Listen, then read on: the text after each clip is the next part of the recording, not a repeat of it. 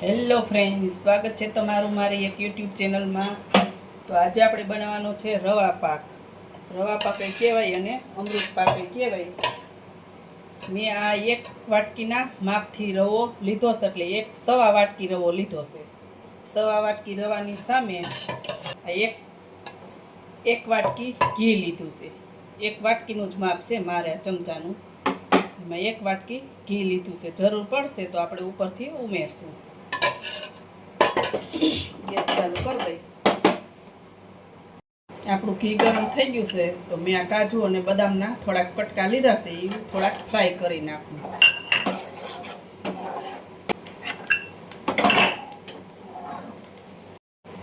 આપણે કાજુ અને બદામ ફ્રાય થઈ ગયા છે। હવે એની પેનમાં જ આપણે રવો શેકવાનો છે। મેં સવા વાટકી રવો લીધો હતો અને એક વાટકી તેલ લીધું હતું। ગેસ અત્યારે એકદમ સ્લો કરી નાખ્યો છે અને આપણે એને ધીરા ગેસ ઉપર જ શેકવાનો છે। એકદમ સરસ લાલ અને બ્રાઉન કલરનો થઈ જાય ત્યાં સુધી આપણે રવાને શેકવાનો। અત્યારે ઘી એક જોબ થઈ ગયું છે। જેમ જેમ રવો શેકાતો જશે ને તેમ તેમ ઘી રવામાંથી બહાર આવતું જશે અને રવો આપણે એકદમ સરસ ઝીણો આવે એ જ લેવાનો છે। અને જો તમારી પાસે જાડો રવો હોય ને તો થોડોક એને મિક્સર જારમાં લઈ અને પીસી લેવાનો, એટલે ઝીણો થઈ જાય। થોડું એવું હું ઘી પાછું ઉમેરું છું, 2 ચમચી જેટલું। 2 ચમચી જેટલું ઘી ઉમેરું છું। આટલું ઘી આપણે માપે છે, હવે નહીં જોઈએ। જેમ રવો શેકાતો જશે ને તેમ તેમ એમાંથી ઘી છૂટું પડતું જશે। રવો શેકવામાં આપણે 10 મિનિટનો ટાઈમ લાગશે। જો આપણું ઘી માંડ્યું છે છૂટું પડવા। જેમ જેમ રવો શેકાતો જશે એવી રીતે આપણું ઘી છૂટું પડતું જશે। હજી એકદમ સરસ મજાનો આપણે જે મહાપ્રસાદમાં રવો બનાવતા હોય શીરો, એમાં જ ઘી છૂટું પડે એવી જ રીતનું ઘી છૂટું પડી જશે।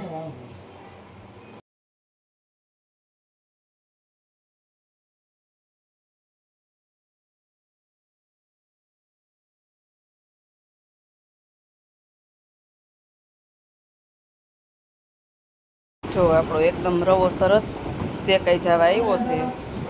એકદમ શેકાઈ જશે ને રવો એટલે એકદમ સરસ મજાનો હલકું થઈ જશે અને રવો અને ઘી બધું છૂટું પડી જશે।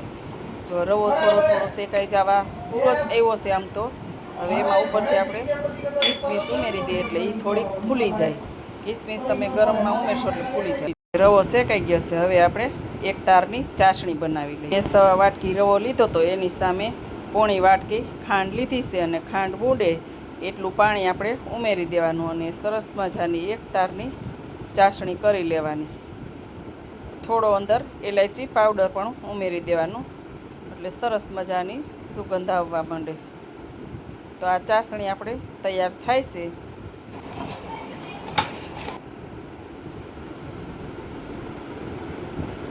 જુઓ ખાંડ ઓગળવા માંડી છે। ત્યારે મેં એક ટ્રે લઈ લીધી છે અને ટ્રેની અંદર મેં બટર પેપર મૂકી દીધું છે અને બટર પેપરમાં મેં થોડું એવું ઘી લગાવી દીધું છે અને ઉપરથી આપણે કાજુ અને બદામ અને પિસ્તાની કાતરી ઉમેરી દઈ।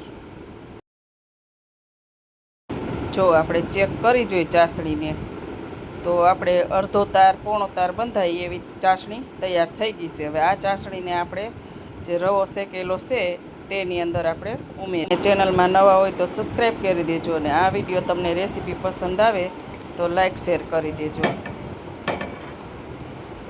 આપણે ચાસણી ઉમેર્યા પછી ફક્ત આને 2 મિનિટમાં જ આપણે ચલાવતું રહેવાનું છે। રવા અને ચાસણીનું બેટર આપણી પેન છોડવા માંડે એટલે આ પરફેક્ટ આપણું તૈયાર છે।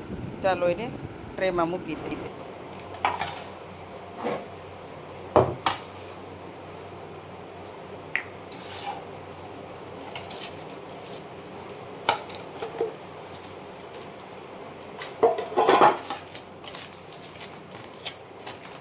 મેં ફ્રાય કરેલા કાજુ બદામ અંદર ભેળવતા ભૂલી ગઈ હતી, એટલે મેં પાછા ટ્રેની અંદર જ ભેળવી દીધા છે, એમાં પણ મિક્સ થઈ જાય।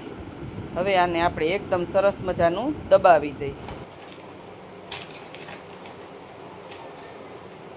આ આપણો રવા પાક તૈયાર છે. ચાલો એને પીસ કરી લઈએ.